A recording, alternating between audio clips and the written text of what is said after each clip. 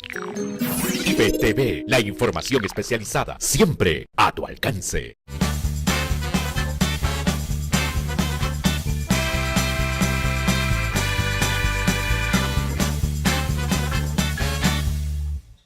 Muy buenas tardes, queridos amigos. El día de hoy estamos acá reunidos con la finalidad de poder intercambiar algunas ideas respecto a esta sentencia plenaria casatoria número 1, que está dando mucho por opinar respecto a los especialistas y a la opinión pública en relación a una serie de temas.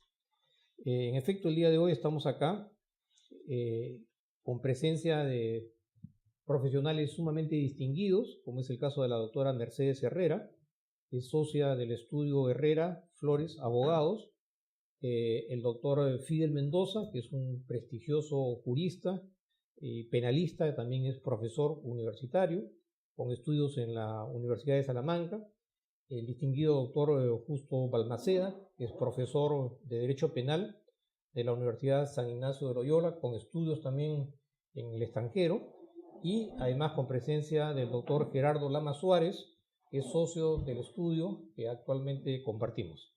Entrando de lleno al tema, habíamos señalado que en realidad son los 3 puntos más importantes de esta sentencia plenaria que van a ser motivo de análisis.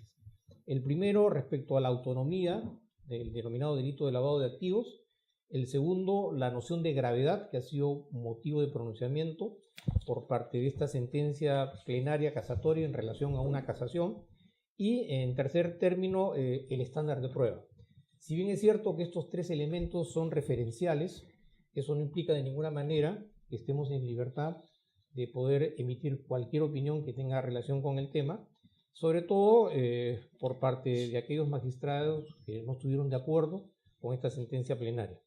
Y de esta manera, en primer lugar, cedemos la palabra a la doctora Mercedes Herrera para que nos dé una opinión sobre esta controversia respecto a la denominada autonomía del delito de lavado de activos. Muchas gracias. En primer lugar, en esta sentencia apreciamos algunas contradicciones, ¿no? Porque al parecer han intervenido distintas posturas, incluso se podría decir que distintos autores en la propia sentencia.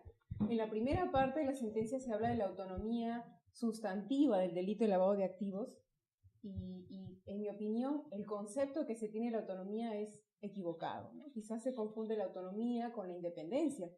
Evidentemente, y aquí todos estaremos de acuerdo en considerar que el delito de lavado de activos es autónomo, es independiente en el sentido de que protege un bien jurídico distinto respecto al delito precedente, ¿no? O sea, trata de personas, tráfico ilícito de drogas, es un delito distinto.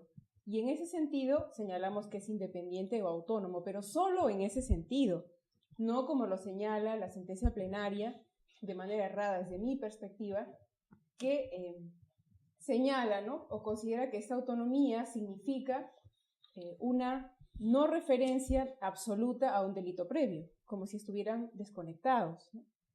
Y esto significa negar el carácter de delito conexo subsiguiente que tiene el delito de lavado de activos. Evidentemente, ¿qué es lo que se va a lavar? Un activo que ha sido obtenido a partir de un delito previo, ¿no? Y eso es lo que la sentencia, pues, no ha tomado en cuenta, ¿no? Y se ha incurrido en una contradicción. Y una contradicción señalo porque en la segunda parte de la sentencia no se es coherente con este postulado, ¿no?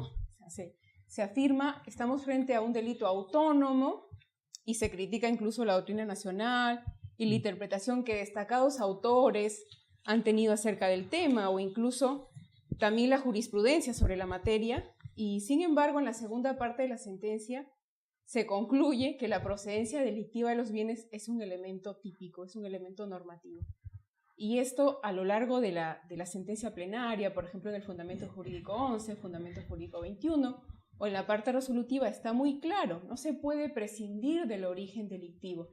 Y en este sentido, la procedencia delictiva o el delito previo forman parte de la estructura típica del delito de lavado de activos. Y en esta medida no se puede considerar una autonomía absoluta como se postula en la primera parte de la sentencia, ¿no?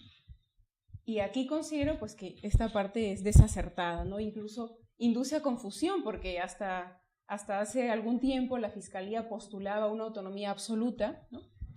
consideraba que el delito previo no es un elemento normativo y en consecuencia no debía probarse, y quizá la Fiscalía podría pensar, bueno, la sentencia plenaria acogió nuestra postura, y hasta ahí, ¿no? Si los fiscales empiezan a leer la primera parte de la sentencia, podrían decir, bien, hemos ganado, ¿no? No tenemos que probar porque es un delito autónomo.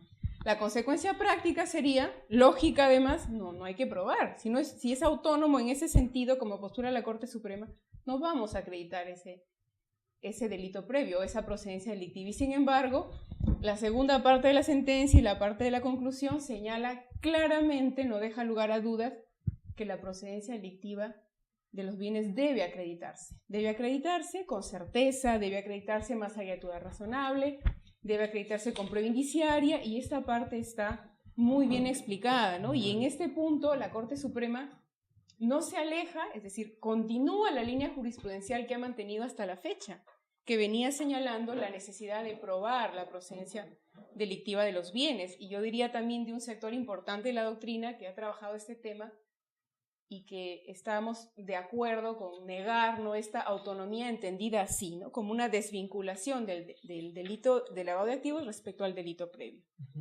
Bien, gracias. Ahora tenemos la palabra del distinguido profesor Justo Balmaceda para poder escuchar su opinión sobre el tema que estamos abocando en esta parte.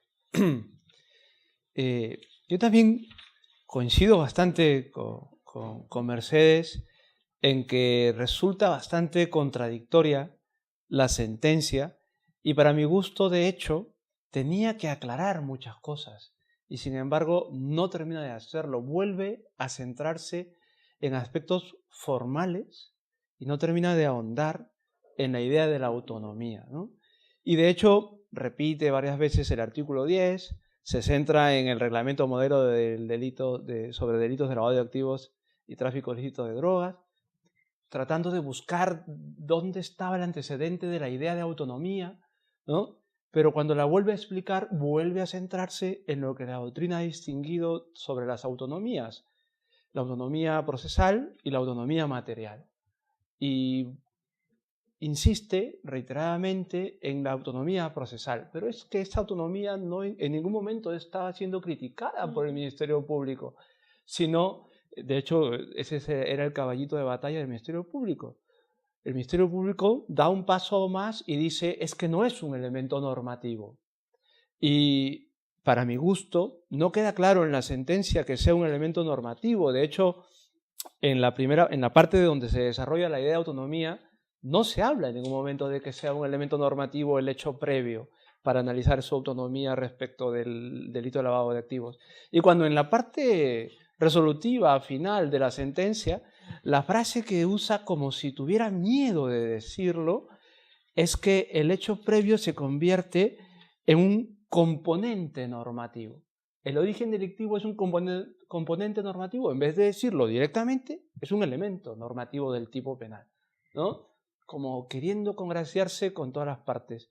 Y pienso que aquí es donde incurre en error y en imprecisión la sentencia, ¿no? Porque debía habernos aclarado si esa autonomía, más allá de lo procesal, involucraba también la autonomía material. Constantemente habla del hecho previo, de que tiene que haber un hecho previo.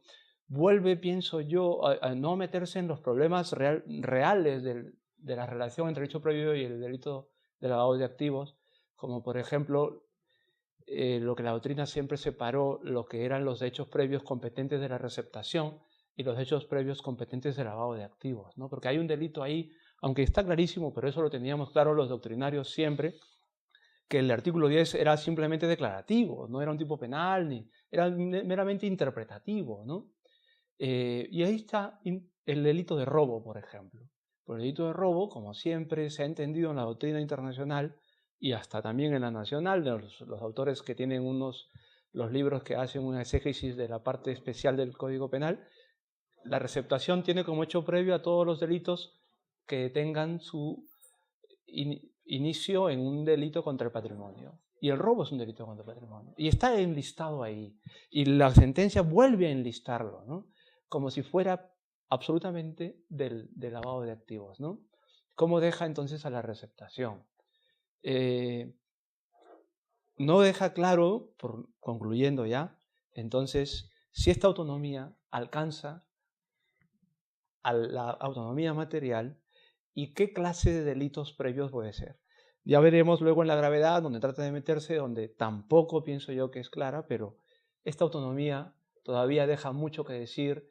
Como bien dijo Mercedes, no queda claro que los fiscales no tienen que probar y tampoco queda claro qué tienen que exigir los abogados defensores del fiscal, ¿no?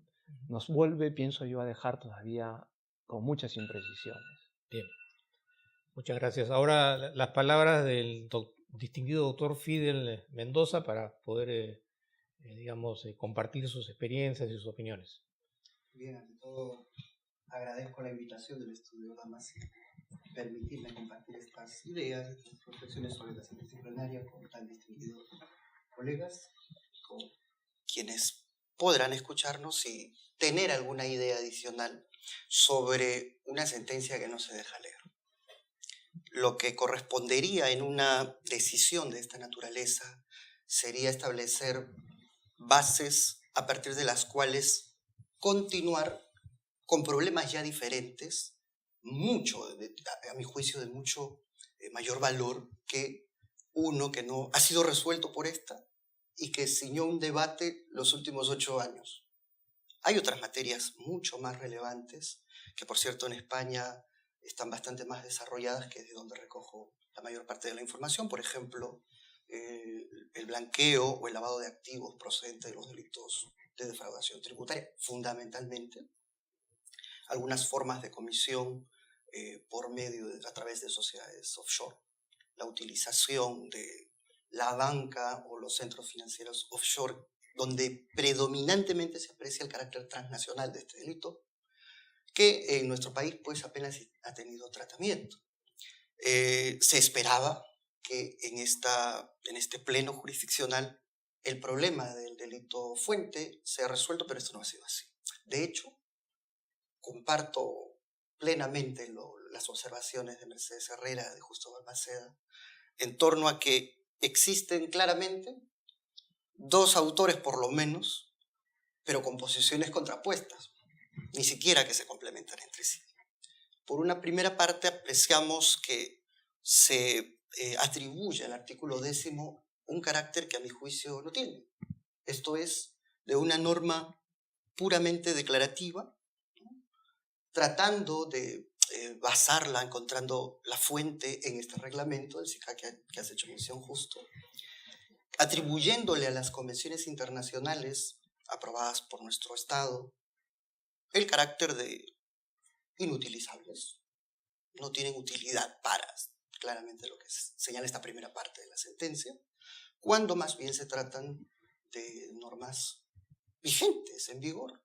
Nuestro sistema de fuentes les atribuye tal condición, es una disposición constitucional, y por tanto, al encontrarse en el mismo rango y fuerza de ley que el decreto legislativo, nuestra ley penal especial, han de servir a su vez como normas destinadas a la interpretación, a desentrañar el sentido, como señala José Hurtado Pozo, que es la interpretación de estos preceptos penales, cuyo origen, y esto creo que no queda siempre claro, no queda nunca claro, cuyo origen no involucra la aplicación de un aparato conceptual que no es totalmente compatible al derecho europeo continental, sino antes bien la tradición angloamericana. Entonces, a partir de esta constatación del delito de lavado de activos, la forma como ha sido incriminado y modificado, procedente de un aparato conceptual que nos es ajeno, hasta ver la parte general de nuestros códigos penales, debemos de realizar una interpretación que vaya más allá de la literalidad, más allá de la gramaticalidad de la ley. Por ello, no se ha terminado de resolver este problema. La primera parte de esta sentencia se señala que el origen ilícito es el elemento normativo, que el 10 no sirve, ¿no?, en cuanto a criterio de interpretación que pueda vincular dicho origen ilícito con un delito precedente, pero, y ahí la gran contradicción, el fundamento jurídico 21, o sea, no deja lugar a ninguna duda de que elemento típico de lavado de activo no es solamente el objeto con determinada cualidad. Es decir, el activo o de origen ilícito o de fuente criminal, sino a su vez la actividad criminal idónea para producir los activos, que son dos cuestiones distintas. Yo quisiera revisarlo y decirlo a quienes nos estén viendo, que si revisamos el Fundamento Jurídico 21, que es la segunda pluma de esta sentencia, no deja lugar a duda. Para la condena de un delito de lavado de activos, como para cualquier otro, es necesaria la convicción, más allá de toda duda razonable, de que concurren todos y cada uno de los elementos del delito. Primero de estos, la actividad criminal previa e idónea para generar determinados activos. Y la sentencia sigue haciendo referencia a los demás elementos típicos. O sea, no es solamente el objeto, el activo con determinada cualidad, sino ya el acto criminal previo, ¿no? Que algunos lo consideramos como delito fuente, y evidentemente pues no se trata de la sistemática, dogmática de la estructura del delito, que haya que probar no solo el injusto penal, la culpabilidad, la punibilidad, sino un acto criminal con solvencia para producir rendimientos económicos y que atenta contra el ordenamiento jurídico. Por tanto, y en esta parte quisiera concluir, estamos en un problema muy similar de interpretación que se generó con el Acuerdo Plenario 3 del 2010. Que una primera parte era clarísima al explicar que el delito fuente es el elemento objetivo del tipo. Fundamentos jurídicos más, ahí hablaba de la procedencia delictiva del activo, como una cualidad del objeto. Es exactamente lo mismo, con otro fraseo, por supuesto, pero con la diferencia de que este es presente, sí, de aplicabilidad general. Y si lo es, ¿qué extremo de la sentencia es la que ha de dirigir la actuación de los órganos de aplicación judicial? Bien. Gracias, Fidel. Ahora las palabras del doctor Gerardo Lama Suárez sobre el particular. Muchas gracias. Bueno, yo el primer problema que percibo es que acá el problema central es una deficiente técnica legislativa cuando se promulgó el decreto legislativo 1106. Porque si uno se remite o va al derecho comparado, a las regulaciones que hay en el derecho comparado en materia de lavado de activos, va a encontrar que en ninguna legislación se le da en la rotulación del título el carácter autónomo al delito de lavado de activos. Lo segundo que también quisiera hacer énfasis es que efectivamente cuando uno se refiere al artículo 10, la sentencia plenaria casatoria hace referencia a que los tratados internacionales no serían los que corresponderían para hacer una interpretación de ese artículo 10. Y en ese sentido coincido con Fidel de que esa interpretación hace una vulneración directa al artículo 55 de la Constitución. Porque el artículo 55 de la Constitución establece que el Estado peruano aplicará a su derecho nacional interno todos aquellos tratados internacionales que han sido celebrados por el mismo.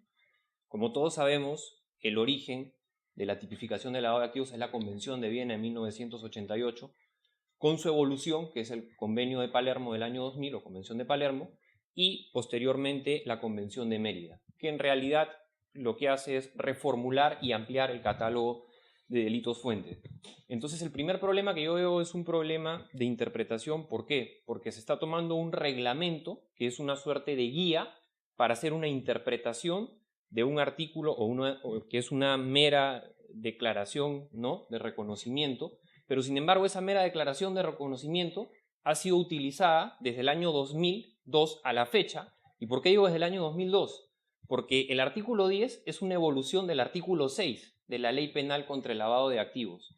Entonces hemos tenido que esperar 15 años para que recién se haga una interpretación del artículo 10, cuando en la práctica uno ve que los distintos operadores de justicia utilizan el artículo 10 para fundamentar ya sea sus disposiciones o resoluciones jurisdiccionales.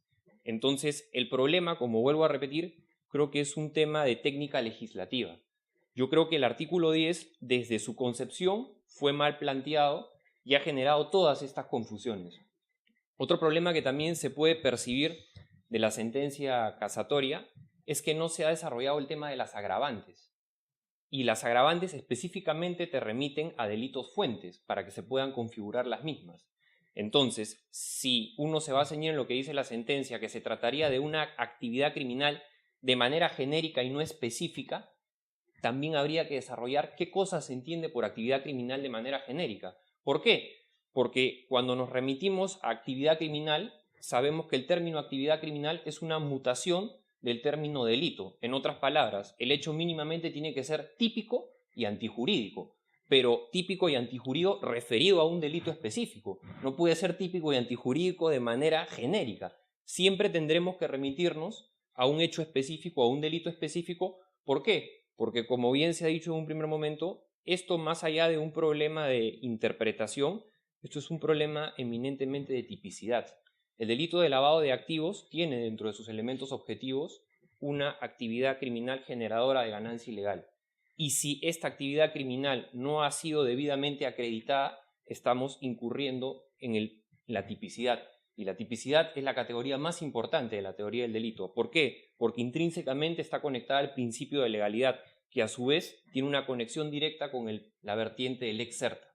Entonces, eso es lo que yo creo que se ha debido desarrollar más, y no simplemente se ha optado por la vía más fácil, que, digamos, de alguna manera yo creo que acá se ha utilizado más la política criminal que la dogmática penal para poder hacer una interpretación correcta de lo que significaría toda la ley de lavado de activos en su conjunto.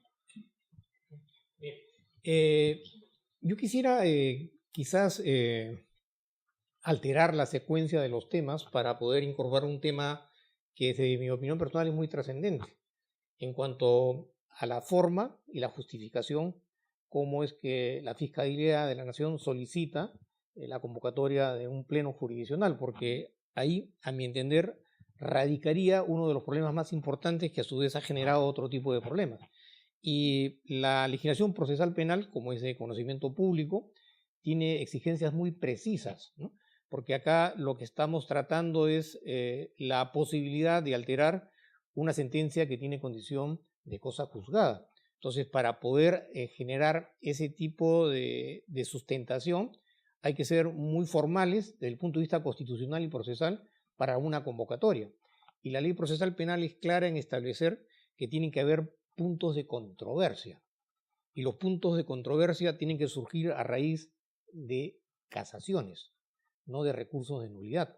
Entonces, si nos abocamos a analizar cuáles son los fundamentos para la convocatoria de este pleno, vamos a ver que parten de la premisa de que son de recursos de nulidad que están sometidos a un procedimiento totalmente distinto y tiene otra categoría, incluso de orden constitucional, frente a la casación, y que además no han podido ser plasmados respecto a los puntos controvertidos, porque justamente la razón de ser de la convocatoria de un plenario de esta naturaleza es resolver puntos que se han contrapuesto unos con otros a raíz de sentencias casatorias y no a raíz de recursos de nulidad. Entonces, bajo ese tipo de premisa, estaríamos por enfrentar un problema de constitucionalidad respecto a esta sentencia plenaria casatoria, si es que se ciñe o no se ciñe al procedimiento establecido sobre la base del respeto de derechos que son inamovibles, como es el tema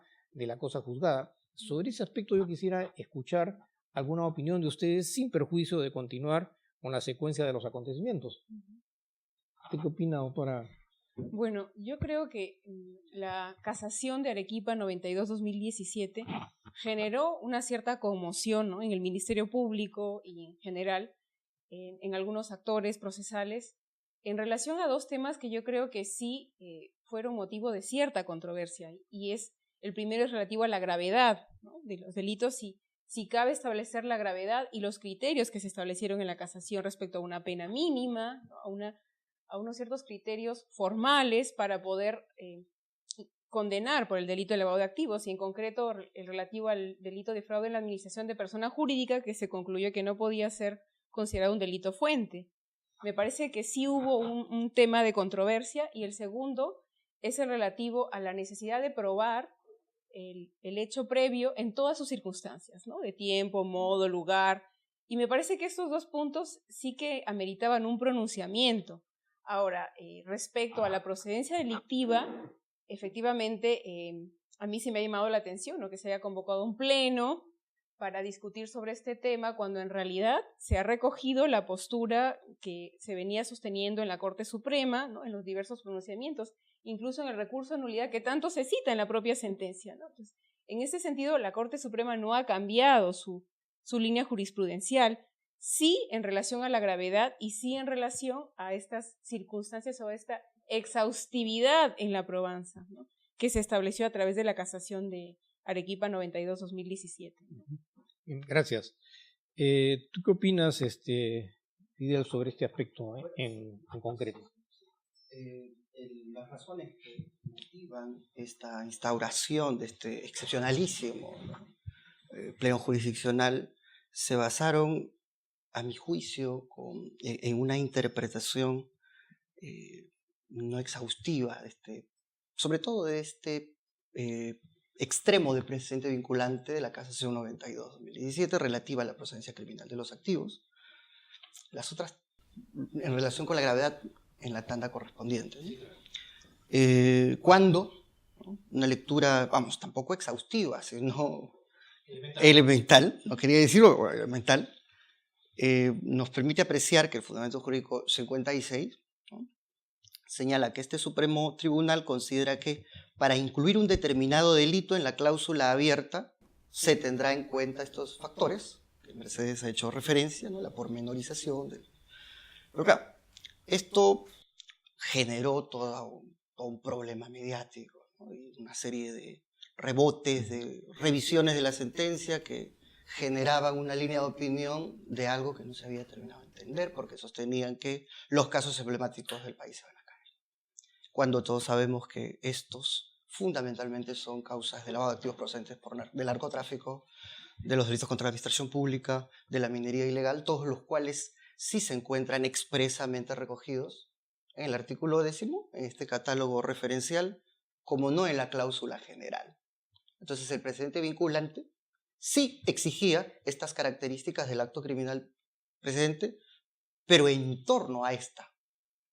Es decir, delitos, por ejemplo, como el fraude en la administración de personas jurídicas, que no están recogidos en este catálogo referencial. Entonces, una primera observación sobre todo este problema que se generó a nivel de la Fiscalía, que motivó el oficio del Fiscal de la Nación, y, a mi juicio, ataques desproporcionales, porque vamos, hay que revisar críticamente las resoluciones judiciales, sí, es un derecho de todos, pero también hay que hacerlo, creo yo, con mediana corrección. Entonces, eso como primera observación a este problema general, y como conclusión, lo que ya se ha dicho, no se resolvió ese problema, en lo absoluto. Un segundo punto sobre las posibles casaciones que puedan entrar en contradicción como para motivar un debido pleno. No así cuando éstas siguen la misma línea jurisprudencial de la Corte Suprema, al menos en esta segunda parte de la sentencia plenaria que es contrapuesta a la primera, ¿no? Quisiera citar por eso a la casación 333-2012 de Puno, con ponencia de la excelentísima doctora Elvia Barrios Alvarado. Es muy expreso en el fundamento 10, que expresamente señala: resulta de suma importancia la presencia del delito previo, pues constituye el presupuesto indispensable que sirve de nexo con el objeto sobre el cual van a recaer las conductas constitutivas de blanqueos. Debe precisarse que se cumple con el requisito del delito previo cuando se haya determinado la configuración de un delito, aunque no se haya podido individualizar a quien se encuentre, ¿no?, en condiciones de autor. No se requiere sentencia previa, por supuesto, es un delito autónomo. Entonces, tampoco había contradicción ni siquiera con las casaciones. Esta es una casación que invito a quienes nos escuchen a encontrarla en Google. Es del 15 de octubre del 2013. Y es una más, todos los años posteriores, donde la Corte Suprema tenía este criterio, el acto criminal presente como elemento típico. Entonces, en esa medida, tal vez sí exista un problema ya de constitucionalidad, de legalidad, cuando menos, en la conformación de este pleno, que no resolvió nada. Muchas gracias, Miguel. ¿Tú qué opinas sobre el particular, apreciado Justo? Sí, estoy de acuerdo con esta crítica previa, ¿no? Esta cuestión previa, ¿no?, sobre si procede o no procedía una sentencia plenaria casatoria, ¿no? También adicionalmente porque estoy de acuerdo. De hecho, las casaciones constantes siempre han hablado de la necesidad de un hecho previo, ¿no? Como elemento narrativo del tipo, algunas de manera expresa, otras no, pero estaba claro que era un elemento del tipo penal de lavado de activos, ¿no? Yo precisamente lo que veo es, en todo caso, ante la reiterada casaciones que confirmaban y confirmaban esto, el Ministerio Público veía que se iba quedando cada vez, que se iba configurando, sobre todo un escenario jurisprudencial adverso para él, que iba a requerir entonces siempre más estándar probatorio, más labor de investigación, y eso es lo que yo creo que ellos han querido poner en cuestionamiento, ¿no? Porque las sentencias casatorias han sido bastante claras y expresas, ¿no? Respetando de hecho la doctrina no solo nacional sino internacional y hasta los tratados internacionales sobre la materia. Y yo quisiera, con esto termino, hacer todavía una precisión todavía más curiosa sobre la casación 92-2017 de Arequipa. Y es que el delito de fraude en la administración de persona jurídica, si lo buscamos correctamente en el Código Penal, está dentro del título de delitos contra el patrimonio. O sea, ni siquiera correspondía haberlo procesado, investigado y procesado por lavado de activos, sino en todo caso por receptación, ¿no? Tratando de regresar otra vez a las teorías firmes, vigentes a nivel nacional e internacional sobre esta repartición del código entre la receptación y el lavado de activos, ¿no? Que, como comentaba hace un momento, y es que el fraude en la administración de la persona jurídica es parte del título de delitos contra el patrimonio y le correspondía haber sido tratado como un hecho previo de la receptación, que es otro tipo penal conexo subsiguiente, ¿no? Como hay varios más. Entonces, cada tipo conexo subsiguiente tiene un hecho previo y la receptación tiene como hechos previos los delitos contra el patrimonio, entre ellos el fraude en la administración de la persona jurídica. No correspondía ni siquiera haber llegado a esta casación por lavado de activos porque era una casación más para la receptación, no para el lavado. Y sin embargo se generó esto, ¿no? Digamos que esta es la última casación, pero sobre lavado de activos, aunque pienso yo impropiamente sobre lavado de activos, pero que termina confirmando y confirmando y confirmando una secuencia de sentencias casatorias que resultaban contrarias al pensamiento del Ministerio Público y sobre la labor que ellos tenían que hacer para investigar y denunciar y acusar sobre el lavado de activos, ¿no? Muchas gracias. El doctor Gerardo Lamas, ¿cuál es su opinión sobre el particular? Bueno, yo sobre el particular opino que acá el problema se concentra porque le dan el carácter de vinculante a la casación, porque si no hubiera sido una jurisprudencia más que cada quien la hubiera interpretado y la hubiera tomado como hubiera querido.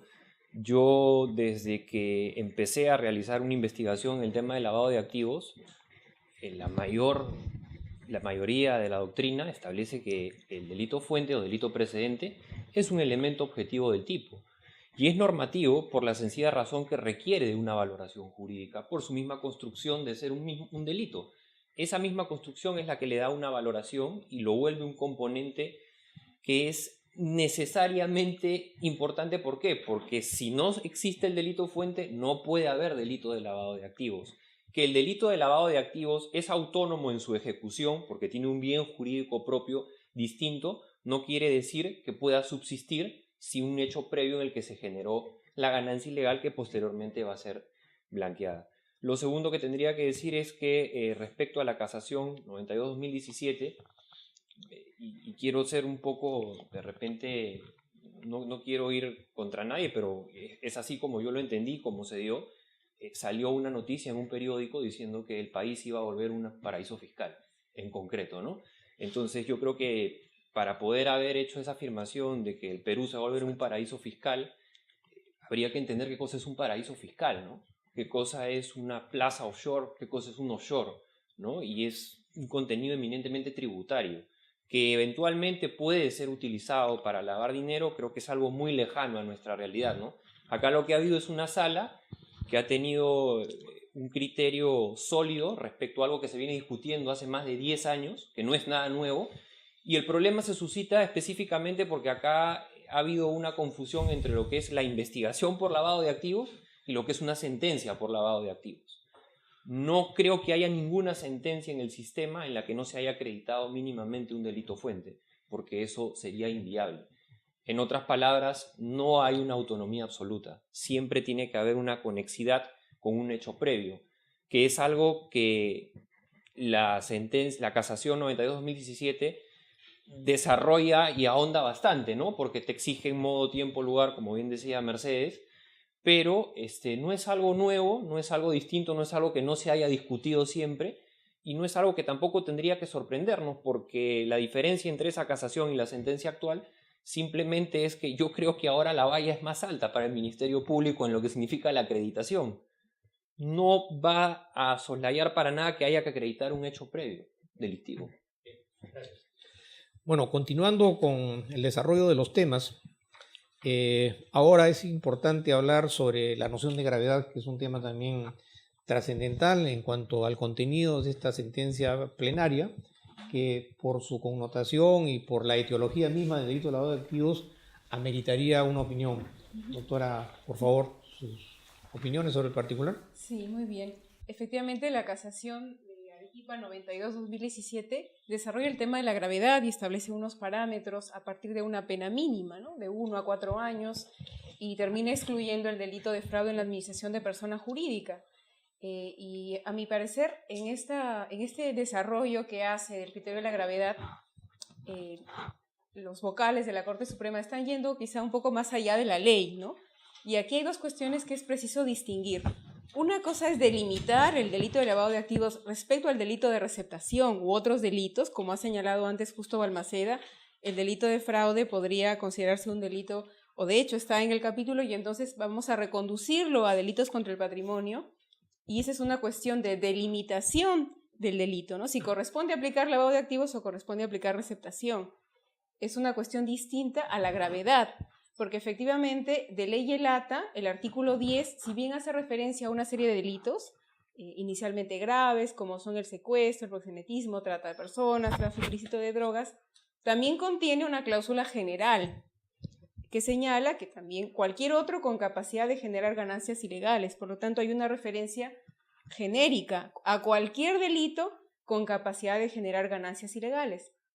Lógicamente, para poder interpretar y aplicar adecuadamente este delito, hay que delimitarlo respecto a otros delitos que puedan aplicarse. Por ejemplo, el delito de receptación. Pero la gravedad, con los criterios que se desarrollaron en la casación de Arequipa 92-2017, no se ha establecido en función a determinados criterios, ¿no? No hay unos criterios de pena o de pluralidad de autores, nos guste o no nos guste, ¿no? Yo sostengo que una cuestión es la interpretación de ley elata, es decir, qué tengo en la ley y cuál es la política criminal que está detrás de esa ley.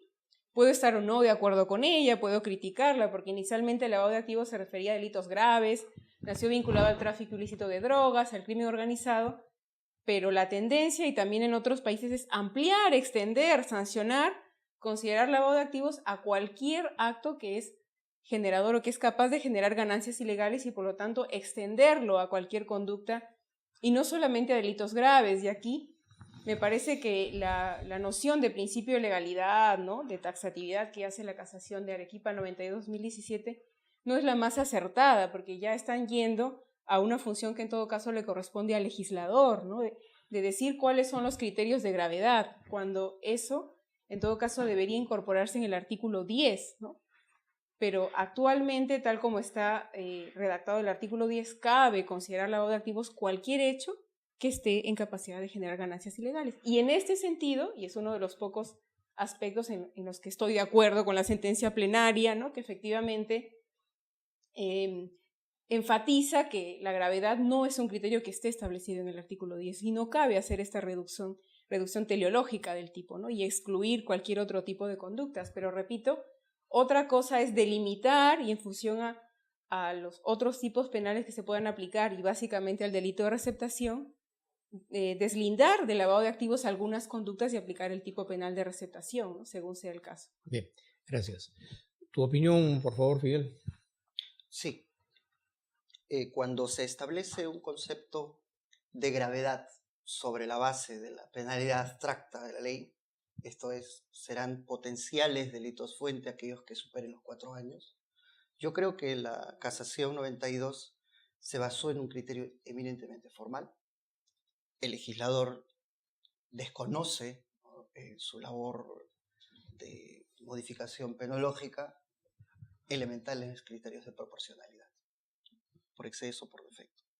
De manera que yo creo que sí es un fin constitucionalmente lícito, relevante, reducir la aplicación del delito de lavado de activos a cualquier delito con capacidad de generar ganancias ilegales, porque no olvidemos que hay muchos delitos de bagatela, no necesariamente de naturaleza patrimonial. Hay otros económicos de bagatela, otros contra administración pública de bagatela, pero que no superan los 4 años de pena privativa de libertad. A mi juicio, y estoy de acuerdo en este punto también con Mercedes, con Justo, la aplicabilidad de la receptación como un tipo penal de cobertura que puede reprimir perfectamente estos supuestos de utilización ulterior, ¿no?, o de empleo posterior de estas ganancias obtenidas por delitos previos que son de naturaleza patrimonial. Creo que esa es una primera solución, pero que no abarca a aquellos otros delitos provechosos, bagatelares, contra la administración pública, delitos económicos y otros. Entonces, en esa medida, sí, me parece un fin constitucionalmente relevante la reducción de la aplicación de lavado de activos a estos supuestos. Claro, hay que apreciar, creo yo, una noción de gravedad más de contenido material, con base en la dañosidad social del acto, donde existen, por ejemplo, como criterios de valoración, la pluralidad de agentes, la pluralidad de víctimas, el empleo de sociedades interpuestas, ¿no?, la reincidencia, posiblemente, el volumen económico de lo defraudado, por ejemplo, ¿no?, por citar un caso en materia, por ejemplo, de estelionato. Son delitos que no superan los 4 años de pena privativa de libertad. Pese a ello, ¿qué con aquellos actos ulteriores sobre estos activos procedentes de dichos delitos? ¿Tendrían que ser lavado de activos? ¿No? A mi juicio sí era un fin relevante establecer una reducción, pero el método empleado por ser formal me parece que no era el que había de haberse seguido. Gracias, Fidel. Tu opinión, por favor, Justo. Sí, estoy de acuerdo con este análisis sobre el punto de vista de ley Elata y de ley Ferenda, ¿no? Estoy de acuerdo tanto con Mercedes como con Fidel, ¿no?, en la idea ya expuesta de que el texto del 1106 modificado también no hace referencia a criterios de gravedad, ¿no? Por lo tanto, no había que haberse referido a qué delitos están incluidos y qué delitos no. Tanto luego, además, por la descripción que hace el artículo 10 del 1106, ¿no? Pero a su vez, también yo proponía en el amicus curiae presentado que si la Fiscalía, si el Ministerio Público se siente fuera de lugar porque sobrepasado por la cantidad de investigaciones, por la cantidad de casos, tiene casos muy grandes donde hay mucho dinero, muchas personas, criminalidad organizada, incluido el lavado de activos, ¿por qué perder el tiempo con casos donde el lavado de activos es por el monto muy mínimo o por el delito penal, por la pena que tiene, la gravedad medida en pena, también es muy bajo? O sea, vamos a ver, ¿vamos a perseguirlo todo o quieres tú usar tus fuerzas para los peces más grandes, para las cuestiones más peligrosas, para las cuestiones más graves, ¿no? El criterio de gravedad no termina tampoco de verse aterrizado. Estoy de acuerdo, como dijo Mercedes también, por una interpretación literal, no hay impedimento para que todos los delitos entren aquí, ¿no? Todos los delitos, insisto, que sean de competencia de lavado de activos, sin plantearles ningún límite, ningún parámetro, ¿no? Todos deberían poder ser investigados por el lavado de activos. Para no dejar tampoco de perseguirlo todo, quizá la propuesta debía ir, y era lo que yo proponía en el amicus curiae, era generar en el libro de faltas una falta por lavado de activos, ¿no? Donde por el monto, por la pena, por diversos criterios, porque no hay criminalidad organizada, tratando de generar varios límites que hagan que el Ministerio Público realmente ocupe sus fuerzas, ya que los estándares de prueba que luego vamos a analizar van a ser bastante altos para el Ministerio Público. No voy a tener que tener el mismo estándar para algo que implica menos dinero, menos gravedad de pena, menos gente involucrada, con otros casos que sí lo ameritan, ¿no? Y como última idea sobre la gravedad, cómo es analizada otra vez en la sentencia plenaria casatoria, en el segundo párrafo del numeral 15, yo entiendo, ¿no?, esta confusión que puedan tenerse a veces los profesores, los doctrinarios, los investigadores con el lavado de activos, pero es que los delitos que vuelven a ser citados como de poca trascendencia, insisto, en el segundo párrafo del numeral 15 de la sentencia plenaria casatoria, son otra vez delitos de competencia de la receptación. Entonces, quizás lo que tienen en mente los jueces supremos es que la subsecuencia delictiva implica no solamente 2 hechos en conexión, sino a veces 3 o a veces 4 o más. Entonces, nada impide que el ejemplo citado de la estafa, el dinero de la estafa, luego tenga que ser utilizado, pero yo entonces tomo como criterio, la estafa es un delito contra el patrimonio, el delito que inmediatamente lo va a acoger como delito conexo es la receptación. Pero claro, luego, si de lo receptado, a su vez yo puedo blanquear lo receptado, lo que se está receptando. Entonces, y entra el siguiente delito, que era el lavado de activos, a ponerse en la cadena de la subsecuencia delictiva.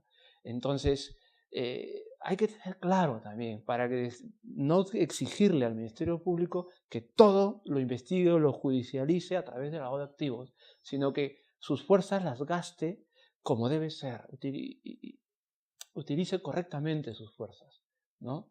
Entonces, esta sentencia, en el fondo de esta parte de la sentencia, donde dice que todo cabe, estamos de acuerdo. El cómo lo dice, ahí es donde tenemos un problema, ¿no? Es lo que yo podría decir ahora. ¿Tu opinión, Gerardo, sobre el tema? Bueno, yo sobre el particular tendría que decir que ya el tema de la gravedad había sido de alguna manera resuelto con la ley 27765 cuando se refería en la fórmula abierta a aquellos similares, y eran similares a los delitos que ya estaban tasados en el catálogo mixto. Entonces, en ese parámetro no había ningún problema porque la gravedad estaba circunscrita. Con esta ley, la fórmula es cualquiera que pueda generar una ganancia ilegal. Entonces, el problema, como bien decían Justo, Mercedes y Fidel, es que puede entrar cualquier delito. No hay una diferenciación. Cualquier delito, un agotamiento del delito, y este dinero es ingresado al sistema financiero bancario. Se está lavando dinero. Entonces, yo creo que habría que un poco precisar cuáles son los casos más relevantes para el Ministerio Público y que deben ser investigados, porque si no, bajo esta lógica, cualquier delito, incluso un robo, y son 500 soles y los ingresan al sistema financiero bancario y se estaría configurando lavado de activos, porque bajo esta fórmula, así es como se entendería. Si uno se remite al derecho comparado, va a haber fórmulas como en el caso de Costa Rica, donde los delitos fuentes son aquellos que tienen una pena mínima de 5 años. En el caso de Venezuela, 4 años. Y en el caso de Argentina, el estándar es un monto dinerario, que creo que son 300.000 pesos argentinos. A partir de ahí se considera recién que se está afectando el orden socioeconómico, ¿no?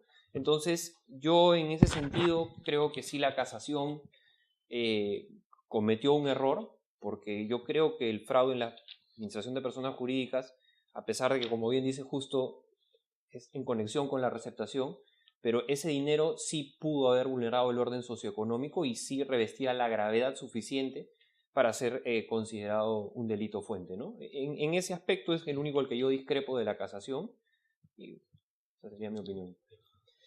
Bueno, continuando con los temas, ahora vamos a abordar un aspecto sumamente controvertido, que es en donde en última instancia se define una denuncia o una acusación o una imputación concreta sobre el delito de lavado de activos, y es la metodología probatoria el estándar de prueba y la famosa denominada prueba indiciaria, que en sí no es propiamente una prueba, sino es una metodología interpretativa, sobre todo partiendo de la premisa tan importante que establece el artículo 10 del Decreto Legislativo 1106, en el sentido de que en alguna medida contrapone todo lo que se ha dicho sobre la autonomía del delito de lavado de activos versus la calidad de la prueba indiciaria.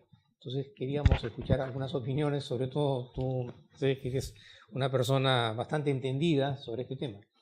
Bien. En primer lugar, lo que llama la atención de esta sentencia plenaria es que, como habíamos comentado antes, en la primera parte se habla de la autonomía, no hay ninguna conexión con el delito previo, y se dice que entonces bastaría probar de manera general esta actividad delictiva. Eso se señala en alguna parte de la sentencia, pero luego se afirma que es necesario probar la procedencia delictiva. Y es más, los vocales supremos señalan que no se acepta la tesis del Ministerio Público y que debe probarse no con una probabilidad meramente, sino más allá de toda duda razonable, es decir, con certeza. ¿Qué se debe probar? La procedencia delictiva de los bienes, con lo cual hay una cierta contradicción. ¿Actividad criminal en general o pruebo la procedencia delictiva, ¿no? ¿Y hasta qué punto la acredito? Un aspecto que sí considero que se puede rescatar es que, en efecto, en relación a la casación Arequipa 92-2017, sería una cierta exageración, ¿no? Probar la procedencia delictiva con todas las circunstancias, de manera exhaustiva, tiempo, lugar, modo, autores, intervinientes. Eso podría ser, en efecto, complicado, ¿no? Y en este punto, además de la gravedad, estoy de acuerdo con lo resuelto con la sentencia plenaria. Y también estoy de acuerdo con el modo como se establece la necesidad de probar la procedencia delictiva, ¿no? La sentencia plenaria vuelve a repetir lo que ya sabíamos, los estándares elevados para probar la procedencia delictiva, la prueba indiciaria, que es precisamente uno de los temas que el Ministerio Público no maneja, lamentablemente, y que es una prueba compleja. A veces se confunden los indicios con la prueba indiciaria, ¿no? Un incremento patrimonial, una relación con otras personas que tienen vinculación con actividades delictivas, son indicios, ¿no? No justificar el patrimonio, etcétera, pero a partir de ahí el Ministerio Público debe construir la prueba indiciaria, ya desde que se empiezan las investigaciones hacia a la acusación y luego para lograr una condena, ¿no? Y en efecto a mí me deja un sinsabor la sentencia plenaria porque no desarrolla el tema más importante, que es precisamente decirle al Ministerio Público cómo voy a probar esa procedencia delictiva. Dame alguna pauta para poder acreditar eso que es precisamente lo más difícil para el Ministerio Público, ¿no? Y quiero referirme también, en España, por ejemplo, que se tiene un gran número de sentencias condenatorias, hay un manejo bastante ágil de la prueba indiciaria, ¿no? Del tema de los indicios, de cómo probar la procedencia delictiva, y sin embargo en la sentencia plenaria se deja pasar la ocasión, porque simplemente se hace una referencia general a la prueba indiciaria, pero no se explica, ¿no?, lo más importante, que es decirle al Ministerio Público, tú, Ministerio Público, ¿cómo vas a acreditar esa procedencia delictiva? Simplemente se dice que, bueno, hay que probarlo, que es un elemento típico, con prueba indiciaria, y en algún punto se llega a confundir indicios con prueba indiciaria, ¿no? Como también he escuchado algún autor que dice, bueno, pero bastan indicios, ¿no? El estándar sería indicios. Hay que recordar que la procedencia delictiva es un elemento típico del delito de lavado de activos y que para lograr una condena hay que acreditar con prueba indiciaria todos los elementos típicos. Y precisamente, si revisamos la jurisprudencia de todas las condenas con prueba indiciaria, no son muchas, ¿no? Y lamentablemente muchas veces se llega a una impunidad, a una absolución, no porque no haya una responsabilidad clara, sino porque no ha habido un manejo de la prueba indiciaria que es bastante exigente, ¿no? Es mucho más complejo conseguir una condena con prueba indiciaria y más aún en este tipo de casos de lavado de activos que hacerlo con prueba directa. Y además el uso de prueba indiciaria también nos sitúa con un tema práctico y es el relativo a las falencias que tiene el Ministerio Público, ¿no? No vamos a conseguir muchas condenas por lavado de activos si el Estado no invierte mucho más en investigación, ¿no?, en actividades de inteligencia, criminalística, cooperación judicial internacional, en invertir en investigación para que precisamente el Ministerio Público tenga todos los mecanismos para reforzar los indicios que deben acreditarse con medios de prueba suficientes y a partir de ahí construir su teoría del caso sólida y lograr condenas por delito de lavado de activos. La sentencia plenaria lamentablemente no da un paso más. Repite lo que ya se había señalado, incluso con menor exhaustividad que otras sentencias, con lo cual nos deja, a los fiscales los deja sin ninguna herramienta adicional para lograr condenas por el delito de lavado de activos, ¿no? Bien, gracias. Mercedes, tu opinión, por favor, Fidel. Sí. Primero hay que recordar que el objeto penal del proceso debe ser postulado, establecido y a lo largo de las diversas etapas que componen un proceso, debidamente delimitado. Y su perfeccionamiento llega al requerimiento o hasta la etapa del requerimiento de acusación y eventualmente en la confirmación final del juicio oral. Entonces, siendo este el caso, una progresividad de la fijación de la determinación del objeto penal del proceso, el objeto penal del proceso, entre otros componentes, es el tipo penal. Si estamos apreciando que uno de estos presupuestos de tipicidad es la procedencia criminal del activo, en consecuencia, habrá que preguntarse cuáles son los estándares de prueba sobre esta procedencia a lo largo de todo el proceso penal. Antes de la sentencia plenaria que comentamos, lo que caracterizaba muchas de las investigaciones de las fiscalías de lavado de activos, las fiscalías también vinculadas al crimen organizado, era la sola apreciación por parte de los investigados de estas situaciones de notorio patrimonio que no puede ser explicada por la actividad legal y no más, sin vinculación con una fuente criminal. Ahora con la sentencia penal, ¿no? Con la sentencia plenaria, quiero decir, ya se fija una base, coincido con lo que todos estamos apreciando, que sobreexige esa anterior función de la Fiscalía de establecer un simple origen ilícito, una situación patrimonial injustificada, a una base de sospecha inicial, una hipótesis cuando menos plausible de todos los elementos, entre la procedencia criminal del activo. Claro, las otras expresiones de las sospechas que establece la sentencia plenaria pueden no compartirse. En mi juicio, por ejemplo, no puede sostenerse que la sospecha que ha de estar detrás de esta privación cautelar de la libertad, solo cautelar de esta, debe de ser superior a la establecida en el requerimiento de acusación. Pero bueno, eso en cuanto al estándar de prueba. Como digo, en mi apreciación, y al Ministerio Público, y aquí tampoco puede sentirse no tan ganadores, si se quiere, y cito, porque varios fiscales han salido a aplaudir la sentencia y decir, es una sentencia histórica para el país. Vamos, ahora ya tienen el deber, cuando menos, como antes no en su praxis, de establecer una base, una hipótesis de la fuente criminal de los activos. Y en relación con la prueba indiciaria, decir pues que no ha habido un trabajo debido, se ha perdido la oportunidad de establecer criterios por los cuales esta actividad criminal genérica, a la que se hace referencia en la sentencia plenaria, debiera ser evidenciada a través de los hechos bases, y qué constructo ha de seguirse para este método de valoración probatoria con la cual se construyen los presupuestos del tipo penal, en este caso la procedencia criminal de los activos, y se ha desaprovechado una importante ocasión, aunque claro, ya con anterioridad en otras sentencias se han identificado estos indicios que por regla concurren en este elemento típico, ¿no? La notoria insuficiencia de actividades legales para explicar el incremento de patrimonio, la vinculación delictiva, entre otros. Pero bueno, de acuerdo con usted. Gracias, Fidel. ¿Tu opinión, apreciado Justo? Claro, yo quisiera hacer este análisis, ¿no? Compartiendo todo lo que ya se dijo. El requisito de esta sentencia plenaria casatoria, en este tercer punto que estamos conversando, era valorar el estándar de la prueba del delito de lavado con respecto a su relación con el hecho previo. Cuando en la sentencia se pone el título a esta parte que va a ser analizada, se dice así, ¿no? Estándar de prueba de la actividad criminal que genera ganancias ilegales, exigencias legales según las etapas procesales. Yo creo que la sentencia que estamos comentando más se centra en esto último, en las exigencias legales para las etapas procesales, que en las exigencias probatorias para la relación con el hecho previo del autor del delito de lavado de activos, ¿no? Y así lo desarrollan en cada una de las partes de los grados de la sospecha, ¿no? Siempre es, el último es incluyendo lo anterior, pero ahora más, ¿no?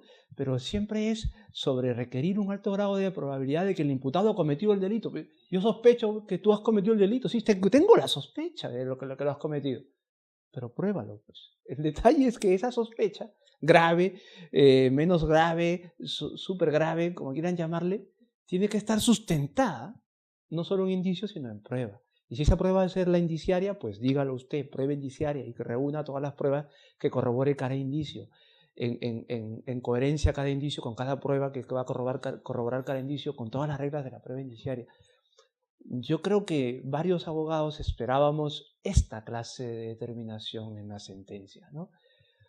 ¿Cuál va a ser el estándar de cada de lavado de activos probatorio respecto del hecho previo? Que si este estándar luego había que medirlo por etapas, genial también, pero dígalo usted, ¿no? ¿Qué voy a requerir para la formalización de la investigación, para la acusación, para el juicio, para la condena o para la prisión preventiva, como también está analizado en la sentencia, ¿no? Y yo regreso a un fundamento en el que yo creo que le tiene otra vez un mal miedo, ¿no? Por llamarlo de alguna manera, no lo encuentro rápido el fundamento, pero es que donde vuelven a querer dejar de lado la idea de accesoriedad, ¿no? Yo tengo que tener el hecho previo. Para el lavado de activos es universalmente aceptado que el hecho previo tiene que ser mínimo, como ya lo dijo también Gerardo, antijurídico, ¿no? Bueno, pues antijurídico, ¿qué? No me basta decir en qué lugar, quiénes estaban, en qué momento, porque lo que yo puedo estar haciendo en este lugar con este fulano y en este momento es algo lícito, es algo jurídico. Lo que usted tiene que decir que eso que se realizó en ese lugar, en ese momento con estos amigos, es antijurídico. ¿Y qué calificación antijurídica va a tener? Dentro del abanico de delitos, ¿cuál de los delitos es? Dígalo usted. Ahí sí sospeche. Yo sospecho que usted ha cometido tráfico de drogas. Bueno, pero es que sí. Y ahí viene otro indicio, ¿no? En función a la actividad quizá empresarial o profesional o los contactos o los amigos que el investigado tiene, yo digo, es que es lógico que usted haya realizado un lavado de activos, un tráfico de drogas. O es lógico que usted haya realizado pues, esto de una coima, de una supercoima, ¿no? Un supercohecho. Entonces, y decir por los indicios y la prueba indiciaria, decir esto es esto, este es el hecho previo, antijurídico. Y luego, ¿cuánto sospecho yo sobre este hecho antijurídico? Eso ya es otra cosa, ¿no?